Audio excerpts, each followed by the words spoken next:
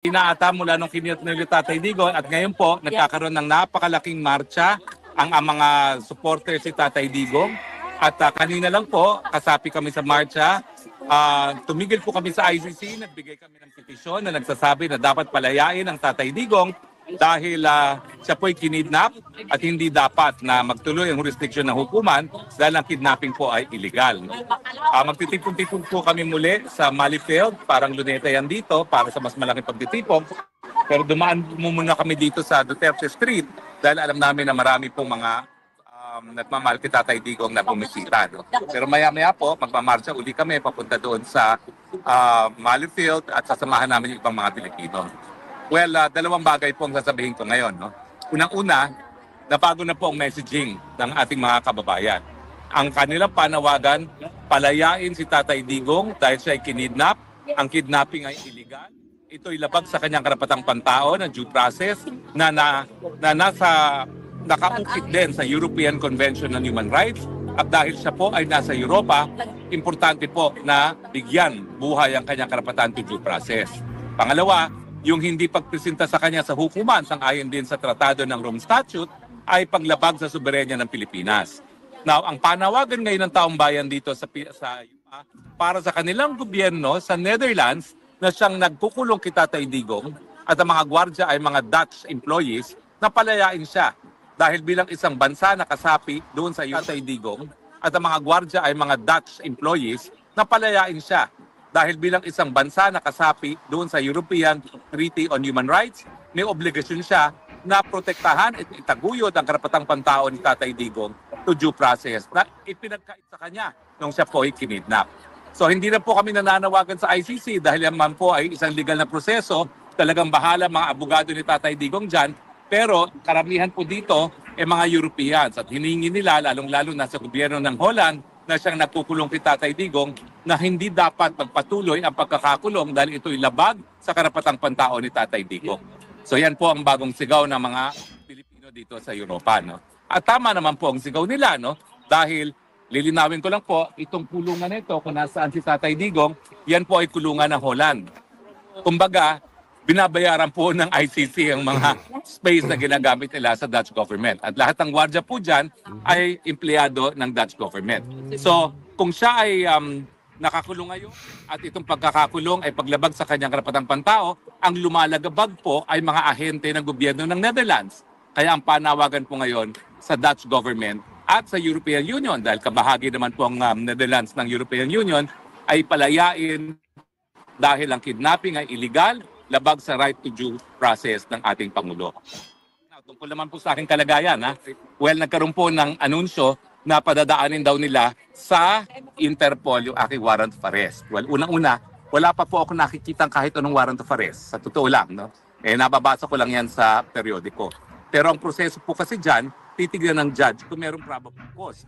At ako naman po'y naniniwala dahil doon sa resolution mismo ng mga piskal, ang kanilang basehan lang. Kaya ako dinimanda ng isang non-bailable human trafficking ay dahil daw ako ay nag-text at tumawag, nag-inquire kung anong status ng application ng Lucky South 99 para magkaroon ng lisensya at nagtanong ako kung meron pang mga kulang na dokumento. Yan ba ho'y krimen? Hindi po. Kaya ako'y buong tiwala na ang West naman ay titingin doon sa probable cause. At obligasyon naman po nila yan na bago nila pirmahan ang warrant of arrest, dapat satisfied sila na merong probable cause talaga. Pero ganun pa man, maski meron pong warrant of arrest, ang Interpol po, una, mahilig nilang talagang ituro ang kamay sa Interpol. Nalaman naman po natin na sa kaso ni Tatay Digong, hindi talaga dumaan yan sa Interpol. At talagang kinidnap lang ng mga otoridad sa Pilipinas si Tatay Digong at dinala sa Dahig. Pero gayon pa man, bakit po hindi ako natatakot? Kasi ang Interpol po, international police organization. Hihingi sila ng tulong na arestuhin. Now, saan pumapasok ang Interpol? Nagbibigay po yan ng notice sa mga bansa na kasapi ng Interpol, kasama po ang Netherlands. So, ang gagawin po ng Interpol, hindi po Interpol ang huhuli. Ang huhuli po ay Dutch police. Now, bakit naman hindi gagawin ng Dutch police yan? Dahil alam po nila na meron akong asylum. At kapag meron akong asylum, ibig sabihin yan, may karapatan ako na non-refuma, na hindi mapabalik doon sa bansa kung saan ako nanggaling, in my case, Philippines. Dahil ako nga po ay ginigipit at biktima ng unjust prosecution. So it's not as if meron pong pulis na nakadamit na Interpol na pupunta sa bahay ko, no? Ang mangyayari po dyan, padadaanin nila sa Dutch police at ang Dutch police naman, sasabihin ng immigration, may asylum yan. Hindi yan po pwedeng mahuli at hindi yan po pwedeng mapabalik sa Pilipinas. So, ang problema po sa kanila, puro fake news sila. Pati nga, alam nyo, hindi ko na alam kung anong paniniwalaan itong warrant of arrest nito. Wala naman ako nakikita pang warrant of arrest. Kung may warrant of arrest ako, ba't hindi nila ipakita? Nagsimula pa raw sila ng search, mga tracker teams. Hello, ayan o, yan ang kulungan ni Tatay Digong. Narito si Harry Roque, nag-a-apply ko ng pera para magkaroon pa kayo ng tracker team. Ano yan? Kaya kayo bumuo ng tracker team para hanapin ako para may pondo na makurakot ninyo. Eh alam na alam naman ng lahat kung nasaan ako. Ayan o, araw-araw nandito ako sa piling ni Tatay Digong. Dahil ayan, dyan sa likod ng bakod na yan, nandyan si Tatay Digong. Ang naiisip ko lang, kaya nag-tracker team pa kayo para sa akin, kukurakutin nyo yung pera. Kasi habang may tracker team, may pondong hihingin. At hindi naman kayo po pwede pumunta rito na kayo mismo mag-aresto dahil baka naman hulihin kayo ng Dutch authorities. Because that is usurpation of Dutch police authorities. Eh gawin nyo yan para makulong kayo dito. Kaya lang, pag kayo nakulong dito, padadalhan na namin si Tatay Digong ng bulad. Hindi kayo pa pwedeng mag-share. Para kay Tatay Digong lang yan. Dahil hindi kayo mabubuting tao. Para kay Tatay Digong lang ang bulad. So, fake news po yan talaga. Puro fake news sila, no? But anyway, maya-maya po magla-live tayo muli sa Mali Field, no? Dahil napadami pong tao. Pero ngayon, nakikita ko ilang mga kababayan natin. Saan po kayo galing?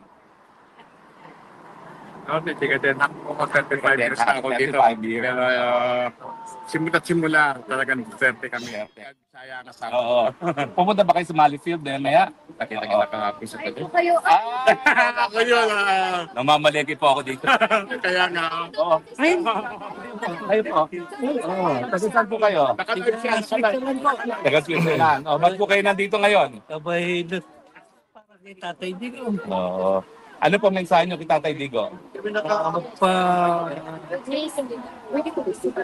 Maghinahon lang at makukuha natin. Oo. Pupunta ba kayo sa Mali Field? Problema mo, Maya-maya po. maya. Maya-maya pupunta sa Mali Field. Kayo po, ay, saan po kayo? Kakadating nyo lang. Saan po kayo galing? California. Wow! Mga top notchers for the day, ha? Dahil California and London. Taga London din po ako. Doon ako nag-aaral. Okay. Hello. Hello, sir. Taga London din po. Oo. Bakit po kayo ngayon narito? Ay. Support. Meron din po pagtitipon sa Mali Field. Pupunta rin kayo doon, no? Anong Mali Field? Ngayon na, ongoing. Hanggang alas 6 naman yun. Nag-marcha na kami, papuntang ICC. Nagbigay ng petition. Yes. Tapos, nagpunta lang ako dito. Dalan ko maraming mga Pilipino. Hindi kasi alam ng mga Pilipino na may malaki talagang rally ngayon sa Mali Field. So, punta tayo sa Mali Field. Oo, we'll see you later. Ha? Kain po. That's for everyone. That's for everyone. Kaya lang parang wala na atang plato. Pero, please hurry, ha? Sir, mamaya sasama ka rin ba sa amin doon sa Philippine restaurant? Sa... Nakanatrit ka namin. Ako, tingnan po natin kasi may mga bisita. Mga bisita kasi, ha? O, picture tayo, picture daw, picture. Tara kayo. Sir. Mga bagong dating. Champions. Yeah, From London. California. Thank you so much. Okay. Thank you po. What happened? Okay. So mga kababayan, ha? Pagtitipon-tipon ka muli sa Mali Field, magla-live ulit tayo doon at makita nyo kung anong happening dito sa Danel. Isang Picture po, isa po ng selfie.